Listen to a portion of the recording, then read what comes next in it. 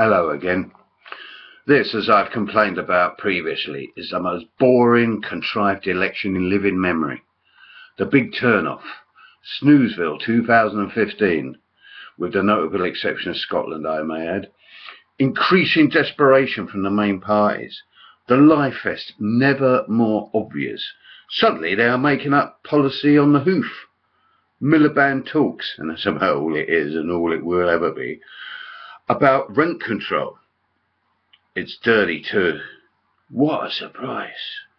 With the Tory press, which is most of it, running her hate campaign against Nicola Sturgeon, these freaks are reduced to commenting about her perceived frumpy-like appearance.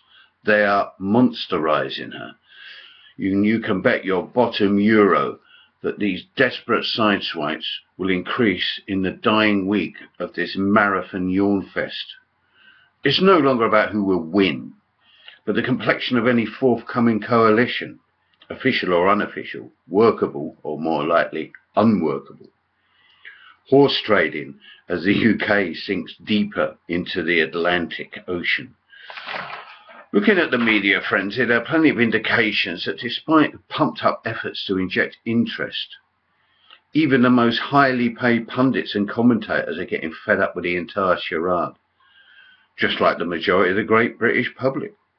Over 7 million potential voters, a sizable minority of the electorate, have failed to register.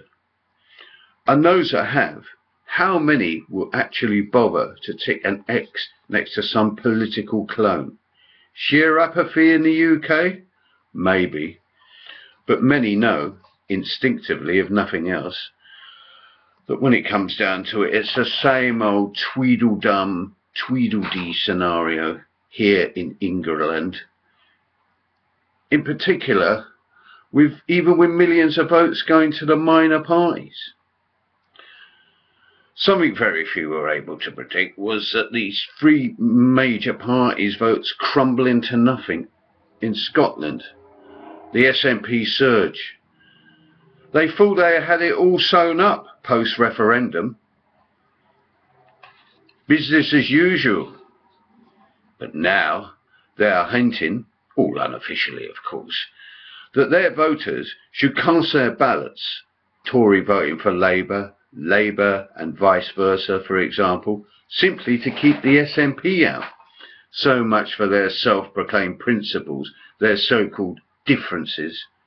So, back to the ugly reality of the system they want us to vote for, as exemplified by the continuing Lord Greville Janner child sex abuse horror. Alison Saunders, top prosecutor with the Department of Public Prosecutions, robustly defended her decision not to charge former Labour MP Lord Janner with scores of child sex crimes, according to Thursday's London Evening Standard. Later, she appeared on that day's edition of the BBC's Newsnight, oozing with the usual establishment arrogance, as she justified, but failed to convince, her perverse decision. She got an easy ride considering that Janner has initiated legal proceedings to sign over his £2 million plus property to his family, an obvious move. Janner himself, supposedly suffering from advanced dementia, has just recently also signed an official document requesting leave of absence from the House of Lords. Unfit to plead in a court of law? It's a glaring, unmitigated cover-up, more like. The system blatantly protecting their own.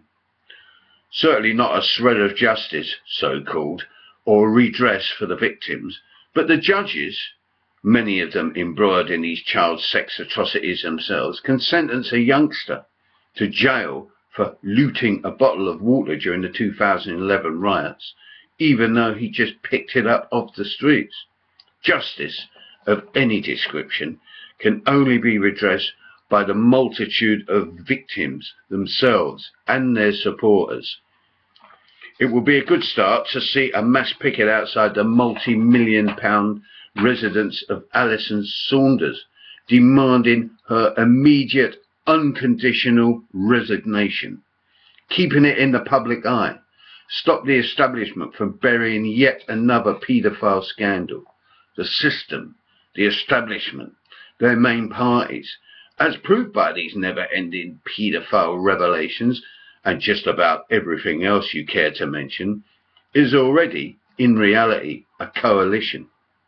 One designed to screw us, designed from the mistress time to screw us right, left and centre in every direction.